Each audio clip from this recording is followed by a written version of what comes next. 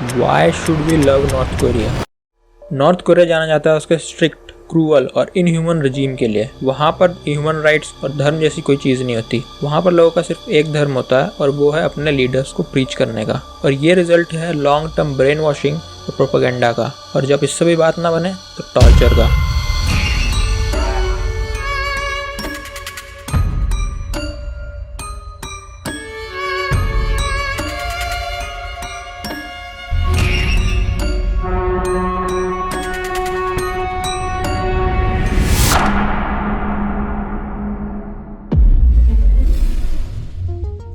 North Korea एक ऐसा देश है जो कि बाकी दुनिया से काफ़ी कटा हुआ सही रहता है और बाकी देशों से काफ़ी लेन देन भी इसका कम ही रहता है। तो सवाल ये आता है कि अपनी फाइनेंशियल नीड कैसे पूरी करता है और किम जोंग उन अपनी लग्जरीज कैसे अफोर्ड कर सकता है। इसका जवाब बड़ा सिंपल है, हैकिंग। ऐसा कहा जाता है कि North Korea up to $2 billion generate करता है annually from drugs, guns, counterfeit cash और स्विफ्ट हैकिंग से।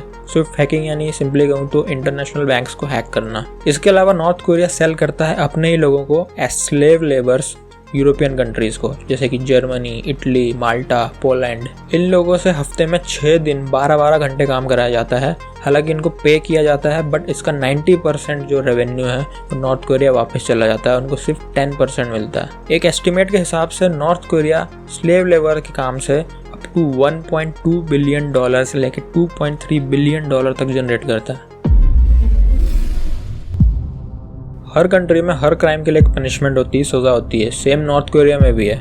बट ओनली डिफरेंस इज जब नॉर्थ कोरिया में कोई क्राइम करता है तो उसके साथ साथ उसकी 3 जनरेशंस को, 3 पीढ़ियों को भी पनिशमेंट मिलती है सेम टू सेम। और सभी को पनिशमेंट कैंप में डाल दिया जाता है। तो बेसिकली जब ये किसी को पकड़ते हैं क्राइम करते हुए तो ये लोग रिकॉर्ड्स निकालते हैं, ब्लड रिलेशन चेक करते हैं और उसमें जो भी लिस्ट होता है उन सभी को पनिशमेंट कैंप में डाल दिया जाता है। कई बार तो ऐसा भी हुआ है कि लोगों के घर गार्ड्स आ जाते हैं, उनको पनिशमेंट कैंप में डाल देते हैं। उसके बाद उनको पता चलता है कि उनका कोई रिलेटिव एग्जिस्ट करता था जिसके कारण से उनको पनिशमेंट दी गई है। हर कंट्री ये कोशिश करती है कि उसके अंदर की कमियां वो छुपा कर रखे ताकि इंटरनेशनली और ग्लोबली उसकी एक अच्छी इमेज बनी रहे। बट नॉर्थ कोरिया इसमें भी एक लेवल आ गया है। ऐसा कहा जाता है कि नॉर्थ कोरिया ने अपनी साउथ कोरियन बाउंड्रीज के पास में एक पूरा का पूरा प्रोपेगेंडा विलेज सेटअप किया हुआ है, सिर्फ शो ऑफ के लिए, सिर्फ दिखावे के लिए, ये दिखाने के लिए कि उनके पास में एक डेवलप्ड इकोनॉमी है, वो एक डेवलप्ड कंट्री है। एक्चुअली में वहाँ पर कोई भी नहीं रहता है, सिर्फ बिल्डिंग्स हैं। और वेट, अगर तुम्हें ये बड़ी बात नहीं लग रही है तो अब जो तुम सुनने वाले हो उसको सुनकर तुम्हें समझ में आएगा कि नॉर्थ कोरिया किस हद तक जा सकता है अपने प्रोपेगेंडा के लिए। नॉर्थ कोरिया के प्योंगयांग शहर में एक डिपार्टमेंटल स्टोर है, यानी कि मॉल कह सकते हो, दुकान कह सकते हो। उस स्टोर में दुनिया के सभी इंपोर्टेड प्रोडक्ट्स और लोकल प्रोडक्ट्स अवेलेबल हैं। बट सीक्रेट रिकॉर्डिंग्स के थ्रू ये पता चला है कि उस स्टोर में जितनी भी चीजें हैं वो लोकल लोगों के खरीदने के लिए हैं ही नहीं। वो सभी के सभी प्रोडक्ट्स फॉरेन मीडिया और फॉरेन टूरिस्ट को ब्लफ करने के लिए रखे गए हैं।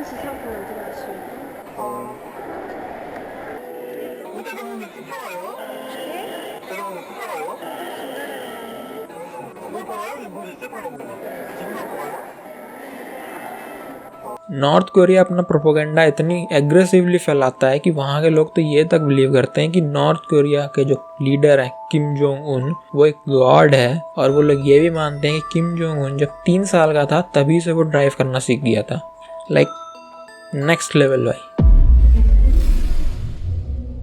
थोड़ी देर पहले मैंने तुम्हें बताया कि किस तरह से नॉर्थ कोरिया में लोगों की 3 जनरेशन को पनिशमेंट दी जाती है अगर कोई एक इंसान भी क्राइम कमिट करे। But let me tell you कि पनिशमेंट कैंप में एक्चुअली में क्या होता है। सो बेसिकली 3 तरह के पनिशमेंट कैंप्स होते हैं।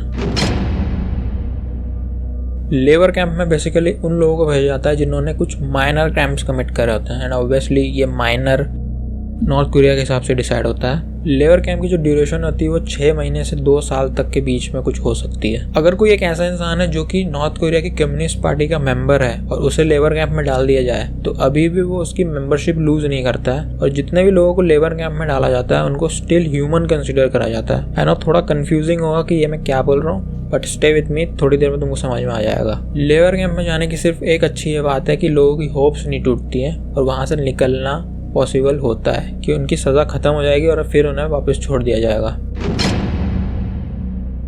प्रिजन कैंप में लोगों को थोड़े से सीरियस क्राइम्स के लिए डाला जाता है और ये serious again north Korea decide करता है। जो भी लोग प्रिजन कैंप में डाले जाते हैं उन लोगों को सब ह्यूमन कंसिडर करा जाता है। और इसीलिए वो वहाँ के गार्ड्स के साथ में आंखें नहीं मिला सकते, क्योंकि वो लोग ह्यूमंस हैं। अगर वो लोग ऐसा करते हैं तो उन लोगों को मारा जाता है बुरी तरह और टॉर्चर किया जाता है। कई लोग जो नॉर्थ कोरिया के प्रिजन कैंप में थे और वो वहाँ से बचकर निकले हैं नॉर्थ कोरिया से, उन्होंने बाहर आकर ये बताया कि किस तरह से प्रिजन कैंप एक्चुअली में होता है। प्रिजन कैंप एक जनरली बहुत छोटा सा रूम होता है जिसमें कि लाइट नहीं होती, वॉशरूम नहीं होता और जनरली उनसे एक बकेट दी जाती है इसके लिए। इस छोटे से रूम में कम से कम 50 से 60 लोग होते हैं। काफी ज्यादा ओवर क्राउडेड और टाइट सिचुएशन होती है इनकी। प्रिजन कैंप में लोगों को 5 बजे सुबह उठना पड़ता है और रात के 11 बजे तक जागना होता है। इस दौरान उन लोगों को या तो खड़ा रखा जाता है या फिर बैठा के रखा जाता है। दोनों ही केसेस में वो लोग मूव नहीं कर सकते। अगर कोई भी इंसान हिलता है तो उसको अगेन बहुत बुरी तरह मारा जाता है और टॉर्चर किया जाता है।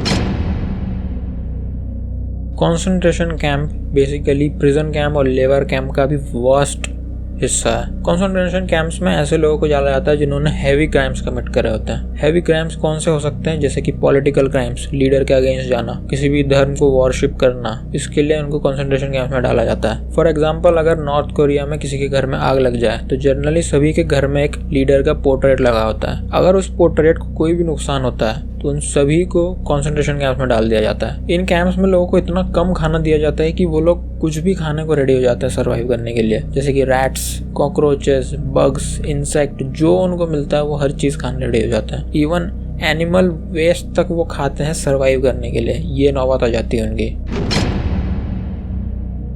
बट कुछ लोग होते हैं जिनकी किस्मत इतनी भी अच्छी नहीं होती कि वो इन तीनों कैंप्स में से किसी में जाएं। पब्लिक एग्जीक्यूशन के कई तरीके हो सकते हैं। हेडशॉट भी हो सकता है, हैंग करके भी हो सकता है, डिकैपिटेशन भी हो सकता है। खास बात इसमें ये होती है कि डजंट मैटर तुम्हारी क्या एज है, तुम बच्चे हो या बूढ़े हो, सभी को पब्लिक एग्जीक्यूशन देखना कंपलसरी होता है।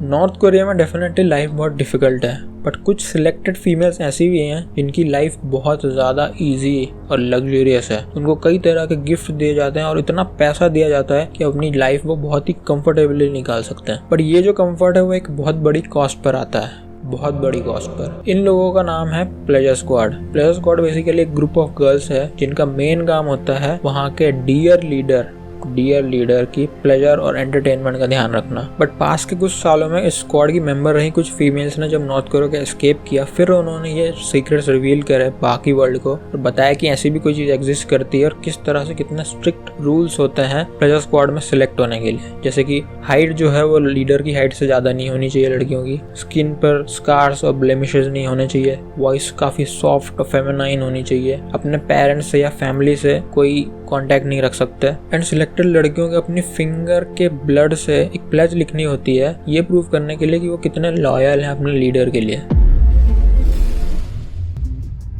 इस वीडियो में तुमने अभी तक जो भी सुना, हो सकता है उसको सुनकर तुम्हें शॉक लगा हो या नहीं भी लगा हो, बट अब जो तुम सुनोगे उसको सुनकर जरूर लगेगा। मुझे नहीं पता इसमें कितनी सच्चाई है, हो सकता है ये सिर्फ एक थ्योरी हो, बट ऐसा कहा जाता है कि जितने भी मेजर पावर्स हैं नॉर्थ कोरिया के अराउंड, जैसे कि south Korea, Japan, Russia, China, इनमें से कोई भी एक्चुअली में ये नहीं चाहता कि नॉर्थ कोरिया की डिक्टेटरशिप कभी कोलैप्स करे। और ऐसा इसलिए है क्योंकि अगर ऐसा होता है तो साउथ कोरिया को फेस करना पड़ेगा काफी सारे नॉर्थ कोरियन जो कि कुपोषित हैं, ब्रेन वॉश्ड है, अनएजुकेटेड है, और इनकी जिम्मेदारी साउथ कोरिया नहीं लेना चाहता। तो हर कंट्री ये चाहती है कि बाउंड्रीज ना रहे नॉर्थ कोरिया के साथ में, बट कोई ये नहीं चाहता है कि डिक्टेटरशिप कभी कोलैप्स करे, क्योंकि अगर ऐसा होता है तो सभी को कुछ ना कुछ रेफ्यूजीज फेस करने पड़ेंगे। कई लोग ये सोच रहे हो कि यार ये वीडियो तो डार्क साइड के बारे में था नॉर्थ कोरिया के, कि वहाँ पर क्या बुरा होता है। इसमें ये कहा था कि why we should love North Korea, and इसका जवाब बहुत ही सिंपल है, we should love North Korea because